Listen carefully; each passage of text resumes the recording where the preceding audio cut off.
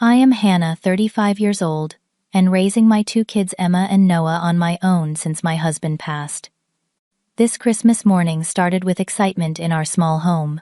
The kids raced to put on their holiday outfits, eager to see their Aunt Lauren and Uncle Daniel. I knocked on Lauren's door balancing a homemade apple pie. She peeked through the curtains, then opened the door just enough to say, "Today is not a good day for your kind of energy."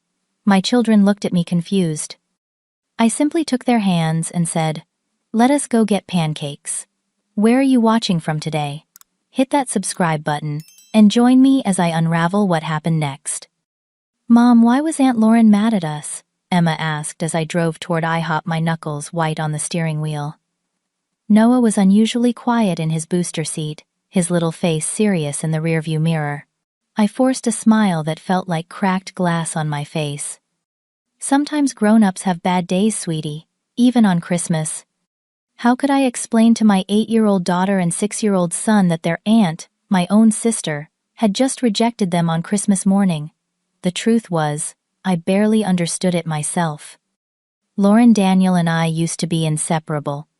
Growing up in suburban Boston, we were the Martin kids, 3 peas in a pod despite our age differences. I was the oldest at 35 now. Lauren 3 years younger, and Daniel 5 years my junior. Our childhood photos showed 3 blonde heads, huddled together on every family vacation, every school event, every holiday morning. I remember teaching Lauren how to braid her hair when she was 7 and helping Daniel build his science fair projects. I was the one who bandaged their scraped knees and defended them from neighborhood bullies. We built snow forts together in winter and camped in the backyard during summer. Our bond seemed unbreakable. Then came the divorce. Mom and Dad split when I was 15, leaving Lauren at 12 and Daniel only 10. Mom took on extra shifts at the hospital where she worked as a nurse, and suddenly at 15, I became the default caretaker. I packed lunches, helped with homework, and made sure teeth were brushed and bedtimes observed. While other teenagers were going to football games and shopping at the mall, I was cooking dinner and checking math homework. I never resented it though. They were my siblings, and I loved them fiercely. When college came around, I chose the local state university so I could continue living at home, helping Mom with Lauren and Daniel. Meanwhile, Lauren blossomed into a confident, ambitious young woman who won a scholarship to a prestigious university 3 states away. Hannah always was the responsible one, people would say, as if it were a compliment and not a burden. I met James during my junior year of college. He was kind, steady, and understood my family commitments without complaint. We married when I was 24, after I finished my degree in education. Emma came along a year later, and Noah 2 years after that. We bought a modest house not far from my mother, and I began teaching part-time at the local elementary school. Our life wasn't extravagant, but it was filled with love and stability. James coached Noah's t-ball team on weekends and built Emma a reading nook in her bedroom. We hosted Sunday dinners for Mom Lauren when she was in town, and Daniel, who had stayed local and worked in IT. Then, without warning, our world shattered. James went for a run one autumn morning and never came home. A congenital heart condition no one knew about took him at 30. Emma was 4, Noah just 2. The following years blur together in my memory. Grief counseling, learning to be both mother and father, working full-time to keep our home, explaining to my children why Daddy would never come back. Through it all, Mom helped as much as her aging body allowed, and Daniel became my rock, showing up to fix leaky faucets and attend school plays when a male presence was needed. Lauren, though, grew increasingly distant. She had married Andrew, a financial analyst, and they lived what appeared to be a picture-perfect life in a colonial-style house with a manicured lawn. Her social media was filled with vacation photos and charity galas. When she did visit, her comments often carried subtle criticisms. "Have you thought about hiring a decorator? This place could use a woman's touch," she once said, apparently forgetting I was in fact a woman doing my best. "Emma's hair is so tangled. Do you need me to show you how to properly brush it?" Noah seems very energetic. Have you had him tested for ADHD? Each comment stung, but I brushed them off. Lauren had always been particular, and I told myself she meant well. Besides, we were family, and family stuck together. That was what Mom had always taught us, what I believed in my core. The tension came to a head when our grandmother passed away last year. Grandma Evelyn had been our safe harbor during the divorce and beyond. She left her modest savings split equally among the three of us, but her rental property, a charming 3-bedroom craftsman-style house, she left to all of us with a stipulation. I would manage it, and the income would be split 3 ways. Hannah has the most level head for business matters, her will stated. Lauren was furious. She had expected to receive the house outright, having hinted to Grandma about wanting to turn it into a vacation rental. Instead, when she and Andrew hit a rough financial patch after he was laid off 6 months ago, I suggested they move into Grandma's house temporarily. The rent would be fair market value, but they could defer payments until Andrew found new employment. It seemed like the perfect solution. They got affordable housing during a tough time, and the property stayed in the family. Daniel agreed it was fair. But as weeks turned into months, our grandmother's house became a battleground I never wanted. "These pancakes are super yummy," Noah said, snapping me back to the present. His face was sticky with syrup, a temporary smile replacing his earlier confusion. "Mom, is Christmas ruined now?" Emma asked quietly, always the perceptive one. I reached across the table and squeezed her small hand. "No, sweetheart. Christmas is wherever we make it. We are together, and that is what matters most." But inside, my heart was breaking. How had we gone from those 3 united children to this moment? My kids eating Christmas breakfast at IHOP because their aunt had shut the door in their faces. I cut Noah's pancakes into smaller pieces while trying to keep my hands from shaking. The IHOP was festively decorated, Christmas music playing softly overhead, families in holiday sweaters, chatting and laughing at nearby tables. I was doing my best to salvage the day, but my mind kept replaying that moment at the door. "Today is not a good day for your kind of energy." What did that even mean? What kind of energy did my children have besides childlike excitement about Christmas? Emma had spent hours making handmade cards for her aunt and uncle. Noah had wrapped his gift himself, a painted rock paperweight he was so proud of. Now those carefully prepared presents sat in gift bags on the floor of my car. The tension with Lauren had been building for months, maybe years, but I never expected it to affect the children this way. It started with small things. Lauren began missing our monthly family dinners, always with reasonable excuses: work commitments, social obligations, migraines. When she did attend, she would arrive late and leave early, spending most of the time on her phone. Then came the criticisms, increasingly biting. My teaching career was settling, according to Lauren. My parenting was either too strict or too lenient, depending on her mood. My house was too cluttered. My clothes too practical. My social life too non-existent. "You need to think about dating again, Hannah," she told me last Easter, as if I could just replace James, like upgrading a phone. "The kids need a father figure." "They have Daniel," I had replied. "And I am doing just fine on my own." That had earned me an eye roll and a muttered comment about being stuck in the past. When Andrew lost his job at the investment firm last summer, their perfect facade began to crack. Lauren called me in tears, admitting they had overextended themselves financially. The luxury SUV, the country club membership, the expensive vacations, all of it had been sustainable, only with too high incomes. Now they were drowning in debt, and their savings were depleted. Moving into Grandma Evelyn's house was supposed to be temporary. 3 months, Lauren had promised, until Andrew found a new position commensurate with his experience and education. I agreed to defer the rent until then, wanting to help my sister during a difficult time. The first month passed without incident. The second month, Lauren called to say Andrew had several promising leads, but nothing concrete yet.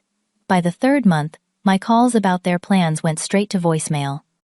4 months in, I drove by the house and saw workers installing a hot tub in the backyard. When I questioned Lauren about spending money on luxuries while deferring rent, she became defensive. We need stress relief during this difficult time, Hannah. Not all of us want to live like monks.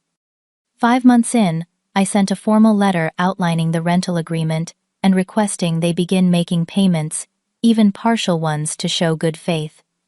Lauren called me in tears, accusing me of being heartless and money-grubbing. "We are family," she kept saying, as if that excused everything. "Yes, we are," I had replied. "And Daniel and I are also family who should be receiving our share of the rental income. Mom could use her portion for her medications." The breaking point came at Thanksgiving. Mom hosted as always, and Lauren and Andrew arrived 2 hours late, missing the meal entirely.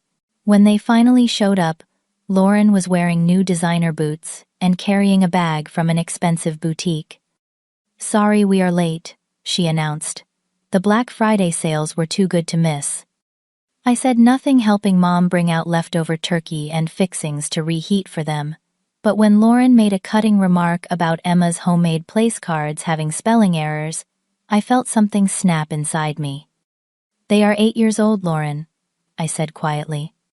"Well, maybe if you spent more time on education and less time playing the martyr widow, she would be a better speller," Lauren had replied, with a smile that did not reach her eyes. The table went silent. Even Andrew looked uncomfortable. Daniel quickly changed the subject, playing peacemaker as always, but the damage was done. Later, I overheard Emma asking Noah if they were martyrs and what that meant. After that, I sent a formal notice, giving Lauren and Andrew 30 days to begin making rent payments or vacate the property. It was the hardest letter I ever had to write, but I felt I had no choice. They had been living rent-free for nearly 6 months, making expensive purchases while claiming financial hardship, and now, Lauren was publicly humiliating my children. 3 weeks had passed since then, with no response from Lauren. I had tried calling multiple times, left messages about working out a payment plan, even offered to reduce the rent temporarily. Nothing but silence.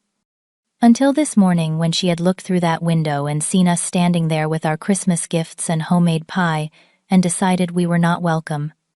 "Mommy, why does Aunt Lauren not like us anymore?" Noah asked, his voice small, pulling me back to the present moment at IHOP. I blinked back, tears reaching across to wipe syrup from his chin. "Aunt Lauren is going through some grown-up problems right now, buddy. It does not have anything to do with you or Emma. She loves you very much." Even as I said it, I wondered if it was still true. The Lauren I grew up with, who had cried when Emma was born and taught Noah his ABCs, seemed to have disappeared somewhere along the way. My phone rang, interrupting my thoughts. Daniel's name flashed on the screen. "Hannah, what is going on?" My brother's voice was frantic. "Lauren just called me hysterical, saying you canceled her lease without warning, and they are going to be homeless for Christmas.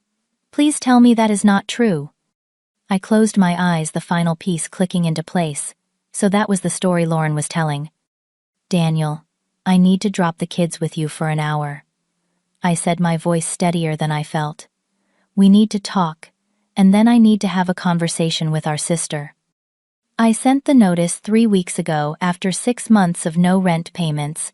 I explained to Daniel as we stood in his kitchen. Through the doorway, I could see Emma and Noah in the living room, with Daniel's girlfriend Megan decorating gingerbread men. "She told me you sent it yesterday on Christmas Eve." Daniel ran a hand through his hair, looking bewildered. "She said it came out of nowhere that you guys had an agreement." "We did have an agreement. They would live there temporarily while Andrew job hunted and then start paying rent. That was 6 months ago, Daniel. 6 months with no income from a property that is supposed to support all 3 of us plus help Mom." I showed him the certified mail receipt dated 3 weeks earlier, and the copies of the multiple messages I had sent trying to work things out. "They installed a hot tub, Daniel. Lauren has been shopping at high-end boutiques. Meanwhile, I had to pick up extra tutoring hours to cover Mom's new prescription costs that our rental income was supposed to handle." Daniel sank into a kitchen chair, processing everything. "I had no idea. Lauren and Andrew always seemed so put together. She told us he had found a new job 2 months ago. Well, that is news to me. And if it is true, why have they not paid a dime of rent? Why does Lauren ignore my calls and messages? I leaned against the counter, suddenly exhausted. And why did she turn us away on Christmas morning after we were explicitly invited for brunch last week? Daniel looked up sharply. You were invited. She told me you had declined because you were spending Christmas with James's parents. I laughed bitterly. James's parents moved to Arizona 3 years ago. We Skype with them on holidays. Lauren invited us for 11 o'clock brunch. I made a pie. A long silence stretched between us, as Daniel absorbed the level of deception. Finally he spoke. Go talk to her. I will watch the kids with Megan. They can help us make Christmas cookies. Are you sure I do not want to ruin your Christmas? Daniel gave me a sad smile. It is already not the Christmas any of us planned. Go. Sort this out. The kids will be fine here. I kissed Emma and Noah, explaining I needed to talk to Aunt Lauren about grown-up things, and would be back soon. They seemed content enough with Megan, who had already won them over, by letting them use extra frosting on their cookies. The drive to Grandma Evelyn's house, I still thought of it that way, not as Lauren and Andrew's, was short, but tense. I rehearsed what to say, how to remain calm, how to address years of mounting issues, without letting emotion override reason. All my planned speeches evaporated when Andrew opened the door, his face haggard. Hannah, he said, simply stepping aside to let me in. The house that had once been our grandmother's tidy, charming home was barely recognizable. Expensive furniture crowded the rooms, shopping bags littered the floors, and empty wine bottles clustered on the coffee table. In the living room, Lauren sat curled in an armchair, her makeup streaked with tears. How dare you show up here, she spat when she saw me. After what you did. After what I did, Lauren. You turned your own niece and nephew away on Christmas morning, after inviting us for brunch. Andrew cleared his throat. You invited them for brunch. You told me you were keeping Christmas small this year, just us. Lauren shot him a venomous look. Stay out of this, Andrew. No, I will not stay out of it anymore. Andrew's voice was firm. This has gone on too long. Your sister deserves the truth. What truth? I looked between them, confusion mounting. Andrew sighed heavily. We are not just struggling financially, Hannah. We are bankrupt. My layoff was just the beginning. Lauren has been hiding our financial situation from everyone, including me in some ways. You promised you would not tell them, Lauren shrieked, jumping to her feet. I promised a lot of things, Andrew replied wearily. But I cannot watch you destroy your family over pride and lies. He turned to me. Lauren has a spending problem. The layoff was real, but I found work again within 2 months, just not at the same salary. It should have been enough for us to live on comfortably and pay rent here. But Lauren kept spending, as if nothing had changed. You are betraying me, Lauren whispered, tears streaming down her face. No, you betrayed yourself, Andrew responded. And your family. I stood frozen, trying to process this new information. Why did you turn us away this morning, Lauren? The children were so excited to see you. Lauren looked away, her shoulders slumping. I had people coming over. Important people from Andrew's new firm. I told them we owned this house outright, that it was our family home. I could not have your kids running around asking questions about why they had not seen the house before, why their grandmother's furniture was gone. The casual cruelty of it stunned me into silence. There is more, Andrew said quietly. She has been using this house for entertaining networking parties, for my benefit supposedly. Though I never asked for that. There has been property damage that you do not know about. A broken window in the back bedroom. Water damage in the bathroom from an overflowing tub during a party. Stop telling her everything, Lauren shouted. She deserves to know where the rent money went, Lauren. Andrew shouted back, his composure finally breaking. Tell her about the credit cards maxed out on clothes and jewelry, and that designer handbag collection hidden in the guest closet. They glared at each other. Years of marriage, apparently disintegrating before my eyes. I felt like an intruder witnessing something intensely private, yet I could not leave without answers. "I need to understand," I said quietly. "When did this start, Lauren? When did I become the enemy?" Lauren laughed bitterly. "You were always so perfect, Hannah. The responsible one, the good daughter, the devoted mother. Do you have any idea what it is like living in your shadow? When James died, you even had the perfect tragedy, the ultimate excuse." Her words hit me like physical blows. Excuse. You think losing my husband, the father of my children, was an excuse? Everyone rallied around you. Poor Hannah, so strong, so brave. Meanwhile, I was just the shallow sister, with the nice house and fancy job. "That is how you saw yourself, not how any of us saw you," I replied, struggling to keep my voice level. "We were proud of your success, your ambition." "Then Grandma left you in charge of the property," Lauren continued, as if I had not spoken. "Not me, not the one with the business degree. You, the elementary school teacher. She left it to all of us with me as manager. There is a difference." Andrew cleared his throat. "There is something else you should know, Hannah. About this morning." A sense of dread filled me. "What about this morning?"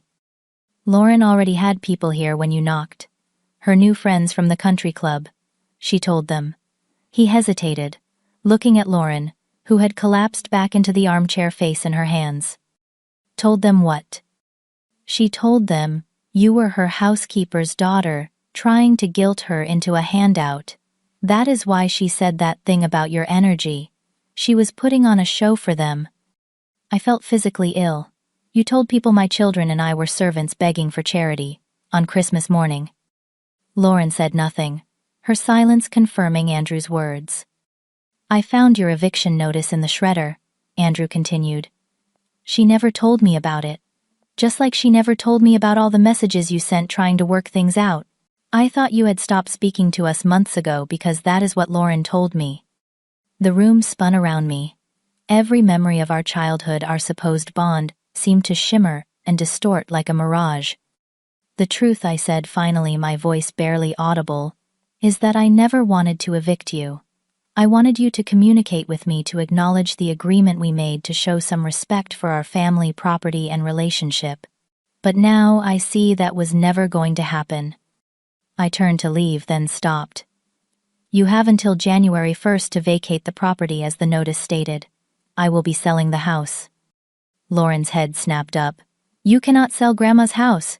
It belongs to all of us." "Read the will again," I said tiredly. "As manager, I have the authority to sell if the arrangement becomes untenable. Daniel has already agreed it is for the best." As I walked out, I heard Andrew say quietly to Lauren, "I am moving out too.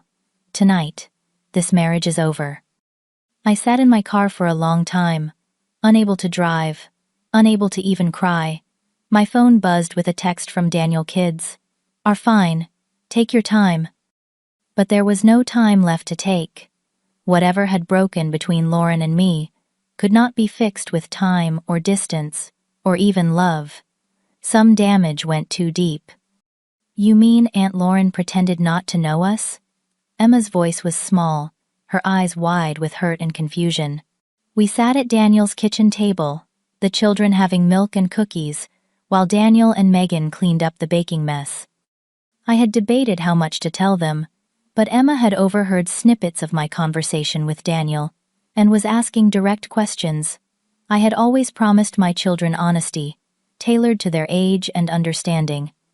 "Aunt Lauren is having some very serious grown-up problems right now," I explained carefully. "Sometimes when adults feel scared or ashamed, they make bad choices." "Like lying?" Noah asked, his face serious. "Yes, like lying. Or like pretending things are different than they really are." Daniel sat down with us, his expression troubled. "Your mom and Aunt Lauren need some time apart to figure things out. But that does not change how much we all love you." My phone buzzed with a call from Andrew. I stepped into the living room to answer. "Hannah, I am so sorry," he began. "I should have seen what was happening sooner, should have stopped it." You are not responsible for Lauren's choices, I said, though part of me wanted to blame him too. I am moving to my brother's tonight. I have contacted a divorce attorney. His voice cracked. I found something you should see. Lauren has been posting things online on her private social accounts that you probably cannot see. Things about you and the kids. My stomach dropped. What kind of things?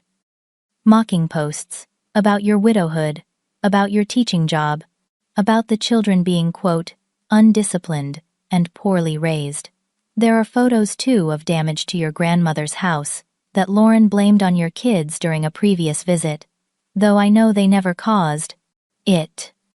I felt physically ill. Send them to me, I managed to say. Minutes later, my phone filled with screenshots. Lauren at parties in Grandma's house drinking and laughing with people I did not recognize.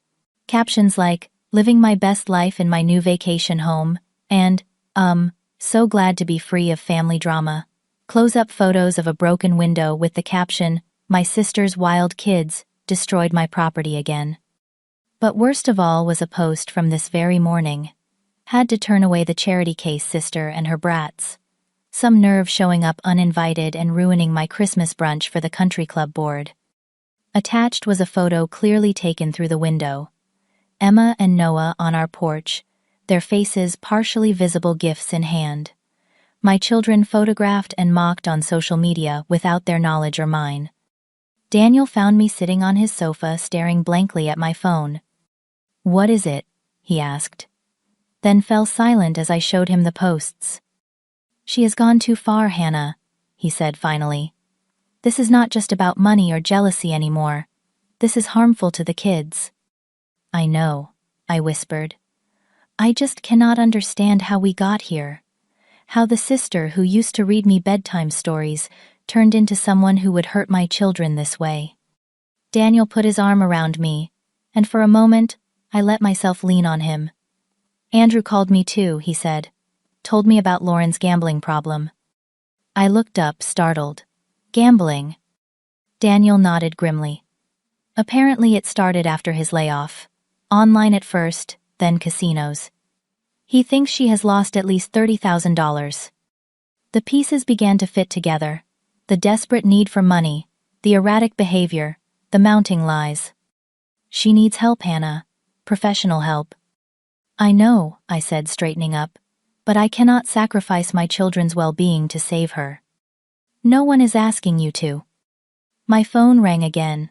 Lauren this time. I almost declined the call, but something made me answer. Please don't make us leave, she sobbed immediately. I have nowhere to go. Andrew is leaving me. Everyone is leaving me. You brought this on yourself, Lauren. I know I did. I know I will start paying rent. I promise. I will get help. Just please cancel the eviction notice. For a fleeting moment, I felt a twinge of pity. The desperation in her voice reminded me of the little girl who had crawled into my bed during thunderstorms. I cannot do that, Lauren. You have violated our trust too many times. You humiliated my children on Christmas morning and posted their photos online without permission, mocking them. There is no coming back from that. They are just stupid posts. I will delete them. Please, Hannah. I closed my eyes, steeling myself against her pleas. The decision is made. January 1st. When I hung up, Daniel was watching me with a mixture of sadness and respect. You did the right thing, he said quietly. Then why does it feel so awful? Because you are a good person who never wanted it to come to this. We were interrupted by Andrew arriving at Daniel's door. He looked years older than he had just hours ago. I wanted to apologize to the children, he said, and to drop off their Christmas presents before I leave. I nodded, allowing him in. Emma and Noah were cautious but polite, as Andrew gave them carefully wrapped gifts and apologized for the morning's confusion. They had always liked their Uncle Andrew, who taught Noah chess and remembered Emma's favorite ice cream flavor. After the children went to help, Megan set the table for an impromptu Christmas dinner. Andrew turned to Daniel and me. Lauren is spiraling, he said bluntly. I called her sister Kate to come stay with her tonight. She needs rehab for the gambling, and probably therapy for the spending, and lying too. Kate is coming. From Chicago, I asked, surprised. Kate was Lauren's college roommate, who had become like another sister to all of us. Andrew nodded. She has been worried about Lauren for months. Apparently Lauren has been borrowing money from her too, with increasingly bizarre excuses. Will you be okay? I asked him, surprising myself with the question. Andrew gave a sad smile. Eventually. I enabled this for too long, trying to maintain appearances, trying to be the husband she wanted. I have my own amends to make. After he left, I helped Daniel and Megan prepare a simple Christmas dinner. The children slowly relaxed, especially when Daniel brought out old board games for after the meal. As I watched Noah laughing at Daniel's silly charades performance, and Emma deep in conversation with Megan about her science project, I felt something shift inside me. This was family too, imperfect and pieced together but real and present. Later, after we had thanked Daniel and Megan and driven home, I tucked the children into bed. Emma asked the question I had been dreading. Is Aunt Lauren going to be okay, Mom? I sat on the edge of her bed, choosing my words carefully. Aunt Lauren is going through a very hard time right now. She has made some big mistakes and needs special help to get better. We are going to love her from a distance for a while. Emma considered this. Like when Noah had chicken pox, and we had to love him through the bedroom door. I smiled despite everything. Something like that. Sometimes the kindest thing we can do for someone we love is to give them space to get better while making sure they get the right help. Will we ever have Christmas with her again? I hope so, sweetheart, but it might take some time. As I closed Emma's door, I found Noah waiting in the hallway in his dinosaur pajamas. Mommy, I did not give Aunt Lauren her present, he said, his lower lip trembling. I knelt to his level. I know, buddy. We can save it for another time. He thought about this, then nodded seriously. When she feels better. When she is not mad at us anymore. Aunt Lauren is not really mad at you, Noah. She is mad at herself, and sometimes that is the hardest kind of mad to fix. He threw his small arms around my neck. I love you. Even when I am mad, he whispered. I know you do, I whispered back, holding him tight. That is what family is supposed to be. The day after Christmas dawned bright and cold. I awoke to find Emma and Noah already up playing quietly with their new toys beneath our modest Christmas tree. For a moment I simply watched them, my daughter with her serious face as she figured out her new science kit, my son making his toy dinosaurs dance across the carpet. These two resilient souls were my true gifts, my real family legacy. Whatever happened with Lauren, I needed to protect their tender hearts, while teaching them that family love could withstand hard truths. Good morning, Christmas celebrators, I said, making them both look up with smiles. Who wants pancakes for breakfast? Again? Emma giggled. We had pancakes yesterday. Well, today we can have them in fun shapes. At home. In our pajamas. This was met with enthusiastic approval. As I mixed batter and heated the griddle, my phone buzzed repeatedly with texts. Kate had arrived to stay with Lauren. Andrew had moved to his brother's house. Daniel and Megan were checking in on us. And Lauren, alternating between desperate apologies and bitter accusations. I am sorry for everything. Please forgive me. Followed by, you never really loved me anyway. And then I will do anything to keep the house. Followed by, you were always jealous of me. I silenced the phone. Today was for rebuilding our little family unit, for establishing new traditions, and finding joy in simple things. We spent the day in pajamas building snow people in the backyard, making hot chocolate with extra marshmallows, and watching holiday movies. By evening, the children seemed more settled, the shock of Christmas morning receding into a childhood memory that I hoped would fade with time. After they were in bed, I sat alone with a cup of tea, finally allowing myself to fully process everything. The tears came then. For the sister I had loved, for the family bonds fractured, for the grandmother who would have been heartbroken to see her precious house used and abused this way. Daniel called, his voice gentle. How are you really doing, Hannah? Processing, I answered honestly. Mourning. Accepting. Mom asked about you all. I told her you guys were taking a quiet day at home after Christmas. Our mother was 80 now, her health fragile. We had agreed not to tell her the full story yet, just that Lauren and Andrew were going through some personal difficulties. How much should we tell her? I asked. Let us wait until things settle. Kate says Lauren agreed to enter a treatment program after New Year's. That is good, I said, relieved, despite everything. She really does need help. You know what amazes me, Daniel said. After everything Lauren has done, you still care what happens to her. She is still my sister, I replied simply. I cannot just turn that off even if I need to keep my distance. You are a better person than most, Hannah. I shook my head, though he could not see it. No, I am just doing what Mom taught us. Family shows up even when it is hard, just in a different way now. The days between Christmas and New Year's passed in a blur of playdates for the kids, cleaning out closets and meeting with a real estate agent about Grandma Evelyn's house.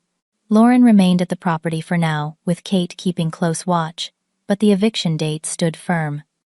On New Year's Eve, Daniel and Megan invited us over for an early celebration with sparkling cider for the kids and plans to watch the ball drop on television at 9 o'clock, midnight East Coast time, so the children could experience the countdown without staying up too late. As we sat around Daniel's living room, the children wearing glittery paper hats, I found myself reflecting on the year behind us and the one ahead. I have been thinking, I said to Daniel, when we had a moment alone in the kitchen, about what to do with my share of the house sale. And part of it will go toward Lauren's treatment program. Kate found a good one, but insurance will not cover all of it. Daniel looked surprised. After everything she did. I shrugged. She is sick, Daniel. The gambling, the spending, the lying, it is all part of something bigger that needs professional help. I would pay for cancer treatment if she had cancer. This is not so different. What about the rest of the money? College funds for the kids. And I hesitated. I am thinking of going back to school myself. Finishing my master's degree. There is a scholarship program for single parents, but it would only cover part of the costs. Daniel smiled, raising his glass of champagne. To new beginnings, he said, and to the strongest woman I know. I am not strong, I protested. I am just putting one foot in front of the other. That is what strength is, Hannah. Not the absence of struggle, but the persistence through it. As midnight approached on the East Coast, we gathered the sleepy children for the countdown. Emma leaned against my side, and Noah climbed into my lap. Daniel and Megan stood hand in hand nearby.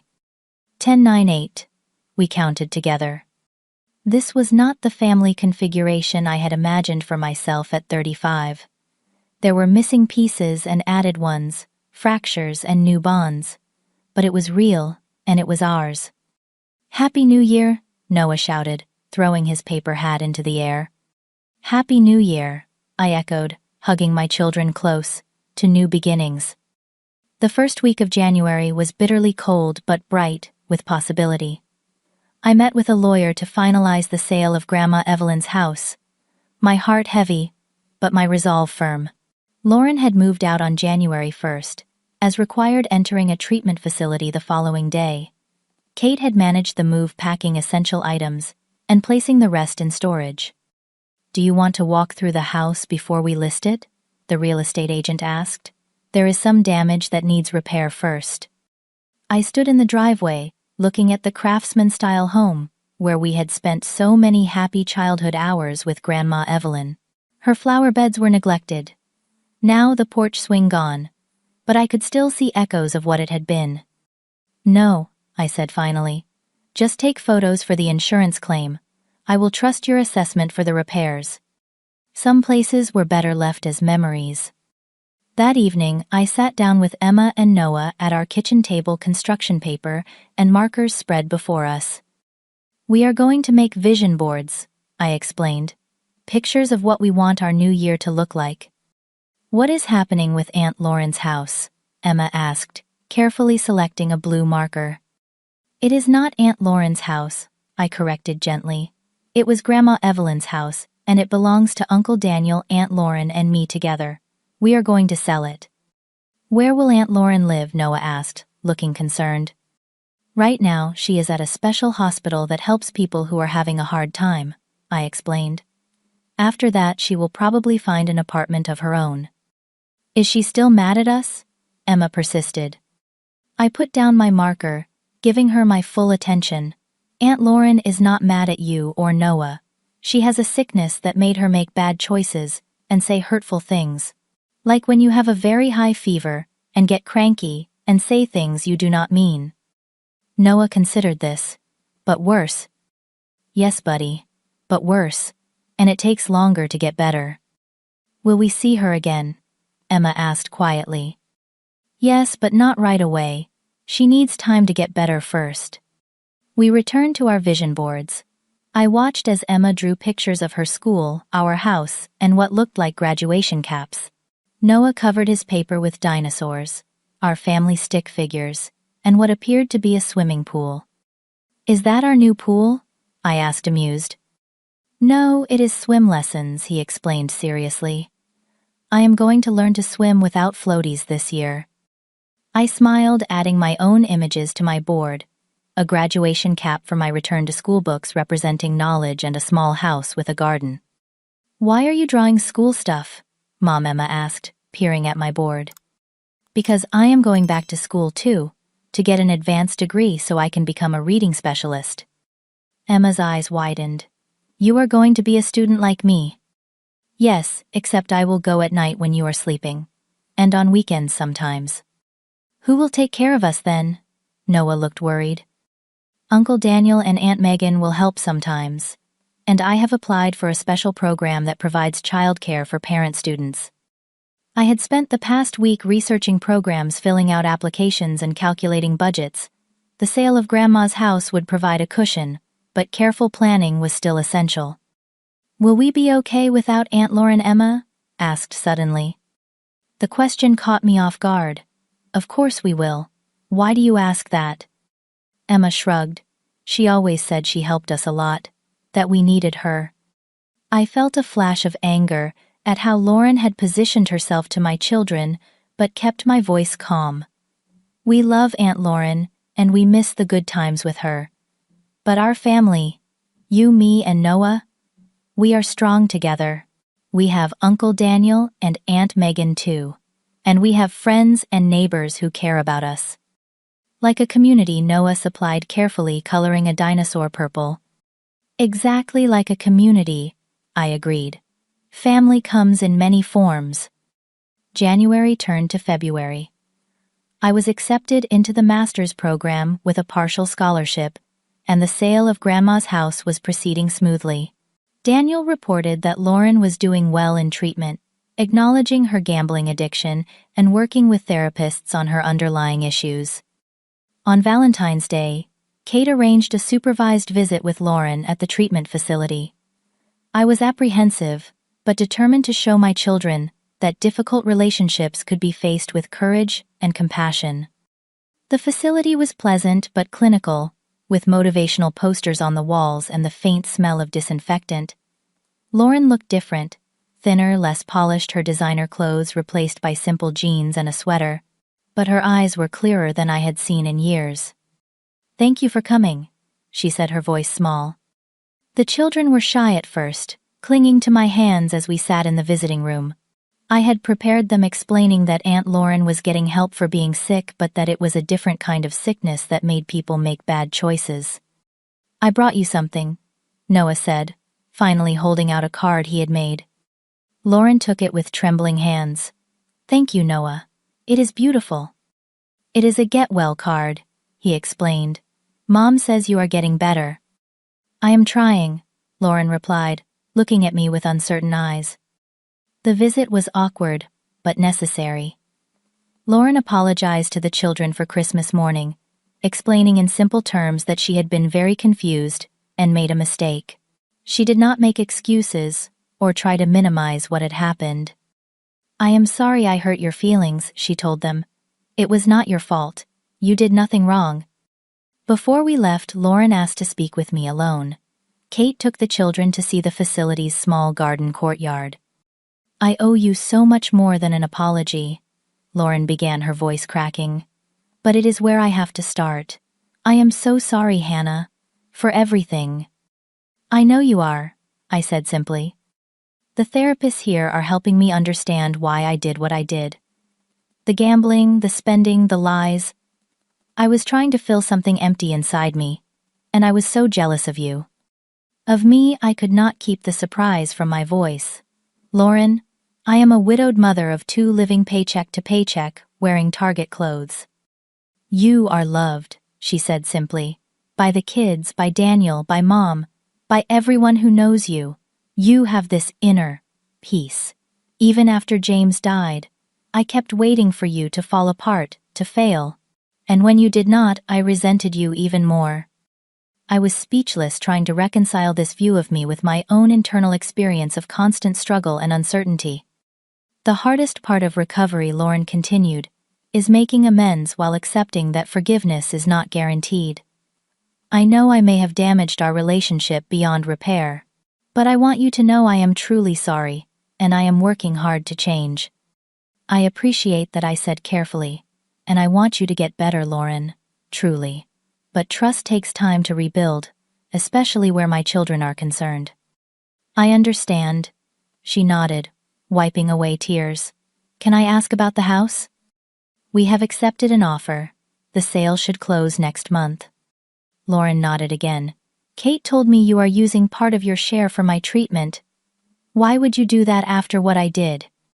"Because you are my sister," I said simply. "And because you are sick. The Lauren I grew up with is still in there, somewhere underneath the addiction and the pain." As we drove home, the children were unusually quiet, processing the visit in their own ways. "Aunt Lauren looks different," Emma finally said. "She does," I agreed. "Getting better sometimes changes how people look on the outside, too." "She said sorry," Noah observed. "Real sorry, not fake sorry like when I broke Emma's crayon." I smiled despite myself. Yes, it seemed like a real apology. "Are you still mad at her?" Emma asked. I considered this. I am not mad anymore. I am sad about what happened, and I am cautious about the future. But I want Aunt Lauren to get better and be happy. "Like when Daddy died," Emma said.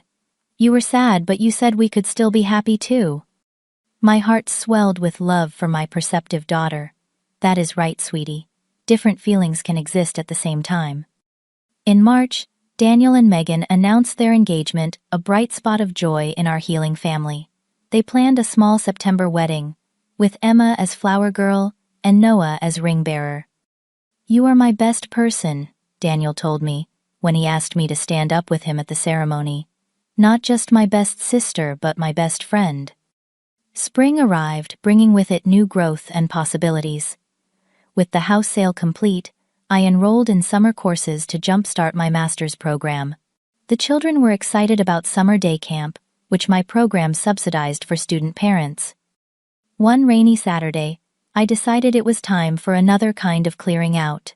The children helped me bring down boxes of James's things that I had kept stored in the attic, unable to face them after his death. "This was Daddy's favorite sweatshirt," I told Noah, holding up the soft gray hoodie that still somehow smelled faintly of James's cologne. "Would you like to have it? You could use it as a sleep shirt for now, and it will fit you properly someday." Noah hugged the sweatshirt to his chest, nodding solemnly. Emma found James's collection of science fiction novels. "Can I read these when I am older?" "Of course," I smiled. "He would love that you want to." At the bottom of one box, I found an envelope addressed to me in James's handwriting. With trembling fingers, I opened it. Inside was a letter he had written when Emma was a newborn. "My dearest Hannah," it began, "today I watched you rock our daughter to sleep, and I was overwhelmed by the treasure of our family. Whatever the future holds, know that the home you create, the love you give so freely, is the greatest gift. Family is not just blood or name, but the daily choice to love, forgive, and grow together." I wiped away tears as I finished reading. Even from beyond, James had given me exactly the words I needed to hear. "Are you okay, Mom?" Emma asked, looking concerned. I pulled both children into a hug. "I am more than okay. I am grateful for our family, exactly as it is." 1 year later, I sat in the back row of a classroom, frantically taking notes as my professor discussed reading intervention strategies. My first semester back at school was ending, and despite the challenges of balancing motherhood, work, and education, I felt more fulfilled than I had in years.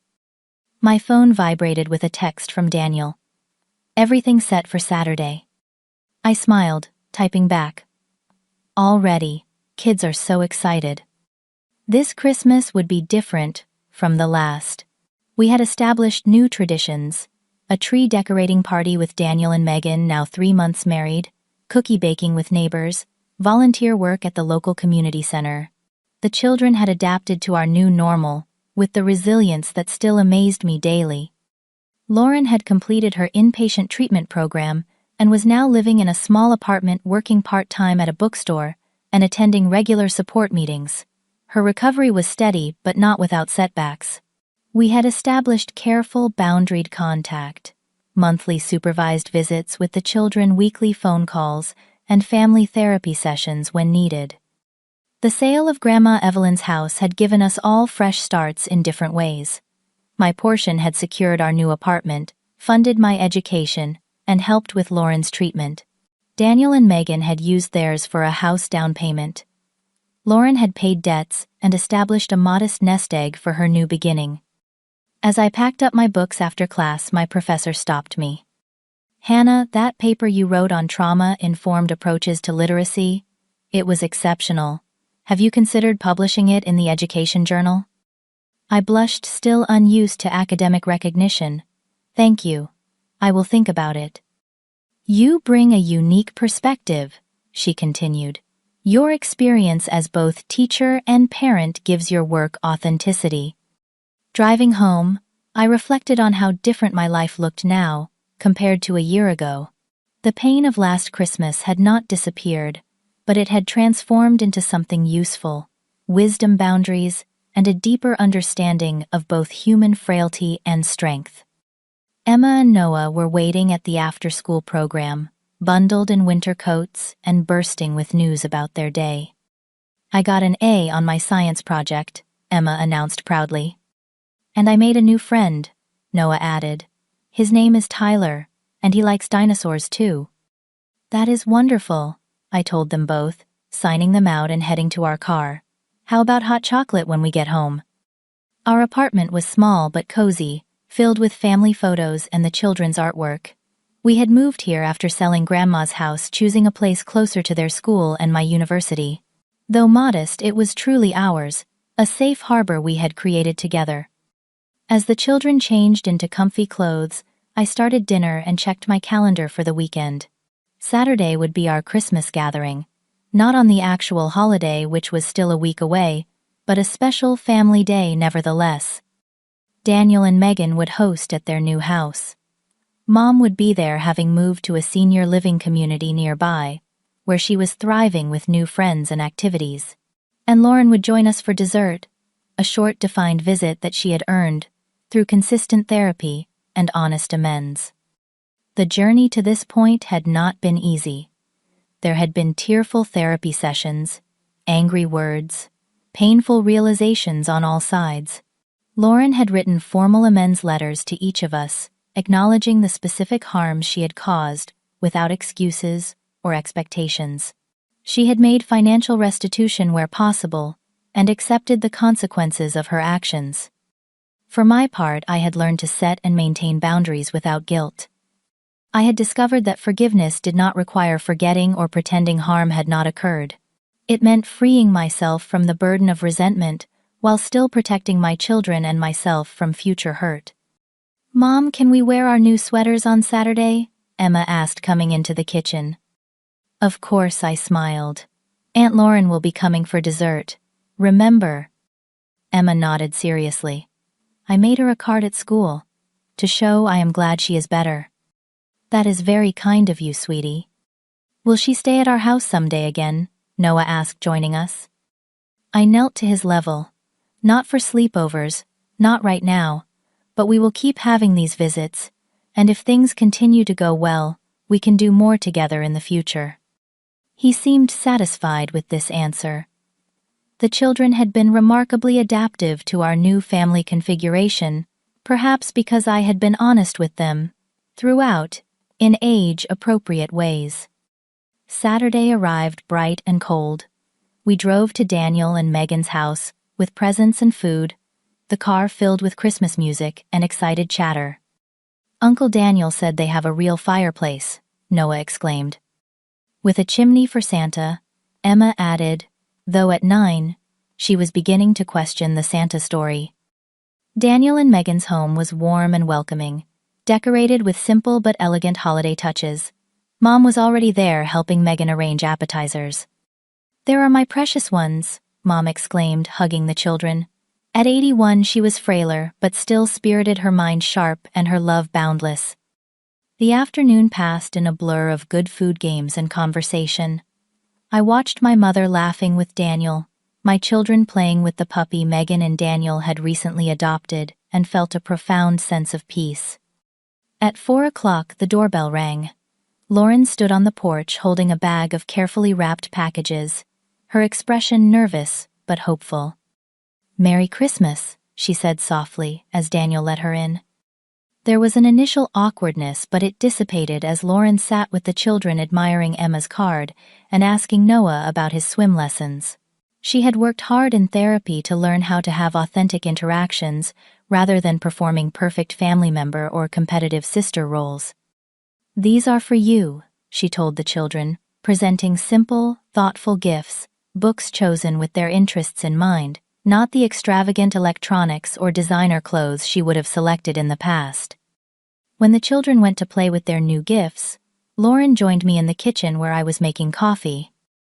"Thank you for including me today," she said. "I know it is still a work in progress." "You have been doing the work," I acknowledged. "We all see that." "I have news," she said, a tentative smile forming. "I applied to community college. Starting in January, I will be taking accounting classes." "Lauren, that is wonderful." "It is just 2 classes to start while I keep working at the bookstore, but it feels good to have a direction again, a real one, not based on appearances." As we carried coffee to the living room, Daniel called for everyone's attention. "Megan and I have an announcement," he said, his arm around his wife's waist. "We are expecting a baby in June." The room erupted in joyous exclamations. Mom wiped away happy tears. Emma and Noah danced around, excited about a cousin. I hugged Daniel and Megan, genuinely thrilled for their happiness. Lauren waited until the initial excitement calmed, then approached them with a genuine smile. "Congratulations! You two will be amazing parents." I watched this moment, noting how different it was from the old Lauren, who would have found a way to make someone else's news about herself or compete with it somehow. Later, as Lauren prepared to leave at the agreed-upon time, she handed me a small package. "Just something small," she said. "Open it later." After she left the evening, continued with dinner and more celebration. When we finally headed home, the children drowsy in the back seat, I felt a contentment that had nothing to do with perfect circumstances and everything to do with authentic connection. At home, after tucking the children in, I opened Lauren's gift. It was a simple silver frame containing a photo I had never seen before. Lauren, Daniel, and me as children, arms around each other, grinning widely on Grandma Evelyn's porch swing. On the back, Lauren had written, "Family is always worth fighting for, even when the person you are fighting is yourself. Thank you for not giving up on me. Love, Lauren." I placed the frame on my bedside table, a reminder of where we had been and how far we had come. The journey had been painful, the wounds deep, but healing was possible when truth, boundaries, and genuine amends worked together. This Christmas would not be perfect. No holiday ever was, but it would be real, grounded in honest relationship, rather than performance or pretense. We had weathered a storm that could have destroyed us, and instead found our way to a new shore, stronger for the crossing. As I prepared for bed, I thought about the lessons this difficult year had taught me. That sometimes love means setting firm boundaries, that forgiveness is a process, not a moment, that family can break and still be rebuilt, though perhaps in a new configuration, that my children were watching and learning from how I handled both injury and healing. Most of all, I had learned that courage is not the absence of fear, but the determination to face difficult truths and make hard choices even when they break your heart. Motherhood had taught me this courage, forced me to find it when I thought I had nothing left to give. I thought of those confused children at IHOP last Christmas, trying to understand why their aunt had turned them away. And I thought of them now secure in the knowledge that family love could survive even the deepest hurts, that boundaries were acts of care, not punishment, and that sometimes the family we rebuild is stronger than the one we lost. What difficult family situation have you faced during the holidays? How did you protect your children's hearts while navigating adult conflicts? Share your experience in the comments below. If this story resonated with you, please like and subscribe for more stories about family healing and resilience. Remember that setting boundaries is an act of love both for yourself and for others. Thank you for spending this time with me, and may your holidays be filled with authentic connection and peace.